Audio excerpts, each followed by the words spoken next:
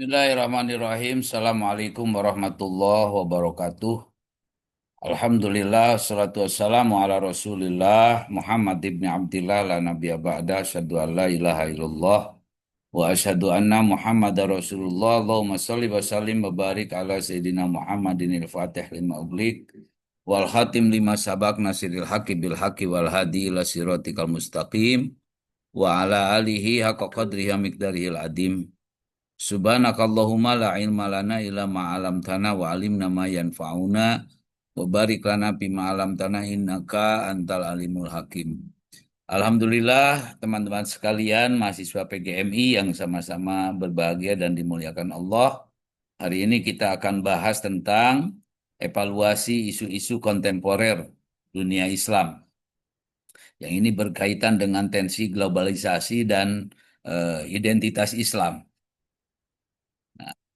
Perlu disampaikan bahwa eh, sejarah peradaban Islam ini sangat penting karena diantaranya melalui memahami SPI ini sangat krusial, khususnya bagi kalian calon guru PGMI, calon guru ya sebagai landasan metodologis untuk mengevaluasi isu-isu kontemporer yang dan membentuk pandangan Islam yang dinamis, gitu. Nah, di antaranya tentu kita ingin memahami apa itu islah ya, atau pembaharuan. Jadi melihat di dalamnya masa keemasan Islam. SPI menunjukkan kompabilitas Islam dengan ilmu pengetahuan dan juga rasionalitas sebagai upaya kebangkitan tradisi intelektual yang relevan. Yang kedua adalah mengkonseptualisasi fundamentalisme, ya. Nah, di dalamnya tentu kita bisa membedakan tafsir Islam normatif dan rigid. SPI menunjukkan pluralisme historis Islam, melihat fundamentalisme sebagai penyimpangan akibat dari kegagalan politik, ya. Kemudian juga ini urgensinya adalah untuk mendasari sebuah dialog, mempelajari sejarah koeksistensi damai, misalnya di Andalusia, ini memberikan presiden kuat untuk dialog antar peradaban kontemporer sebagai warisan Islam. Lalu kemudian yang paling penting adalah membekali calon guru-guru madrasah ibtidaiyah.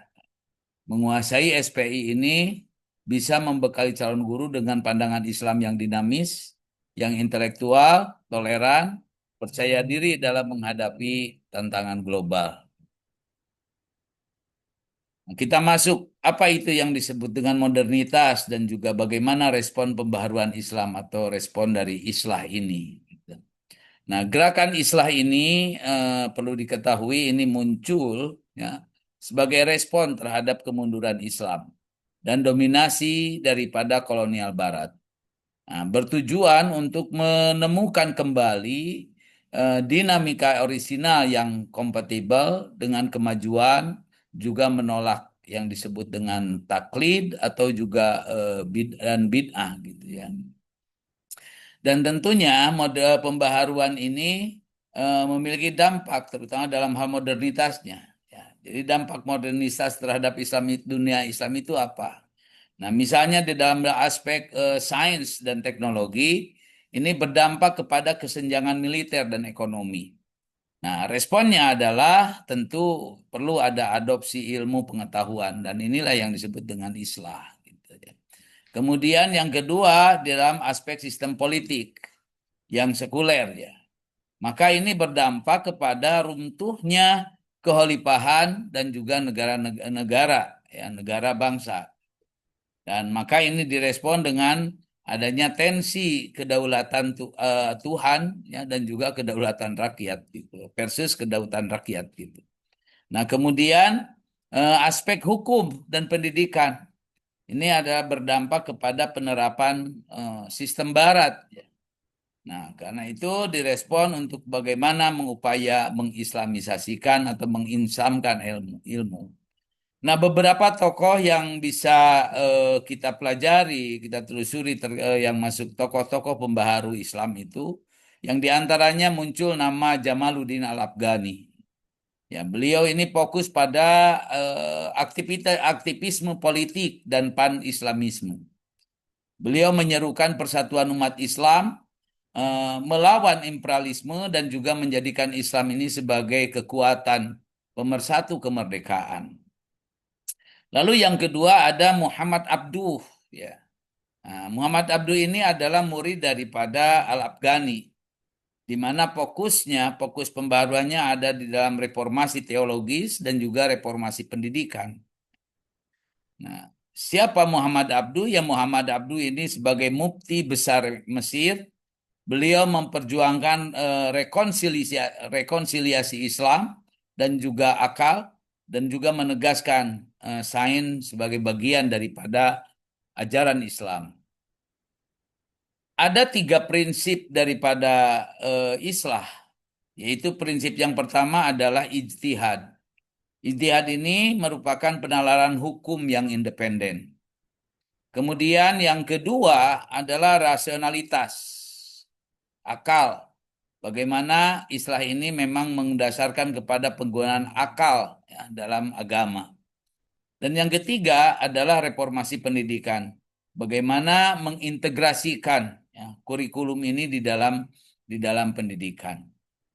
Nah, kemudian kaitannya dengan fundamentalisme dan ekstremisme ini sebagai reaksinya, gitu ya. Nah, apa itu fundamentalisme? Ya. Fundamentalisme itu adalah gerakan yang menolak pembaharuan agama dan modernisasi, menekankan kembalinya pada prinsip-prinsip fundamental yang dianggap murni dan juga asli. Dan ini sering ya, menjadi reaksi terhadap modernitas dan juga terhadap kegagalan-kegagalan politik. Nah, ada beberapa akar dan faktor pendorong terhadap fundamentalisme dan ekstremisme ini. Ya. Yaitu bahwa akar dan faktor pendorongnya terjadinya kegagalan politik dan ketidakadilan. Lalu ada alienasi budaya, di mana di situ bagaimana westernisasi mendominasi. Yang berikutnya adalah konflik global dan intervensi asing, kemudian literalisasi teks agama yang kaku. Nah, beberapa perbedaan kunci antara fundamentalisme dan ekstremisme ini. Kalau fundamentalisme ini perbedaan kuncinya ada fundamentalisme ideologis, ya. Jadi fokus kepada pemurnian keyakinan dan praktik. Melalui apa? Melalui dakwah, melalui politik, dan tentunya fundamentalisme ini tidak selalu muncul kekerasan. Nah, yang kedua, ekstremisme metodologis. Ya. Ini adalah faksi daripada fundamentalis yang meyakini perubahan struktural hanya melalui kekerasan yang sistematis. Lalu bagaimana kaitannya dengan ini dampak dan penanggulangannya? Maka dampaknya adalah menghambat reformasi sosial, terutama isu hak perempuan dan kebebasan berekspresi. Nah, ini merupakan masalah internal dan juga masalah-masalah yang berkaitan dengan masalah global, masalah hak perempuan, kekerasan berekspresi ini. Maka itu solusinya adalah penanggulangannya. Perlu ada narasi kontra ekstremisme, inklusi politik, dan juga perbaikan sosioekonomi. Nah, kemudian bagaimana apa itu dialog antar peradaban dan tantangan koeksistensi ini? Nah, ini dialog-dialog kontemporer ini penting. Yang diantaranya bahwa dialog ini penting untuk menjaga perdamaian dan pembangunan dunia. Kemudian mengganti konfrontasi dengan koeksistensi damai. Yang ketiga adalah mengatasi konflik, ya. Kesalahpahaman, bahkan juga mungkin stereotipnya. Dan kemudian bahwa dialog kontemporer ini penting sebagai jembatan atas Islamofobia dan juga kerjasama global. Nah, tujuan dan prinsip utama dari dialog ini adalah melampaui toleransi pasif menuju pengakuan nilai-nilai yang universal. Kemudian berakar pada tradisi keagamaan dan juga budaya, menuntut kesetaraan dan timbal balik, serta adanya sebuah proses dua arah, yaitu belajar, memahami, mencari dasar daripada etika global. Nah, bentuk-bentuk dialognya ini bisa berupa dialog antar iman, persamaan teologis, persamaan etika universal. Bisa juga melalui dialog antar budaya, pertukaran seni, pertukaran nilai, dan juga cara hidup. Gitu. Lalu yang bentuk dialog lainnya adalah dialog politik dan atau peradaban. Maka ini bisa dilakukan dengan melalui hubungan internasional dan kemudian tata global. Ya.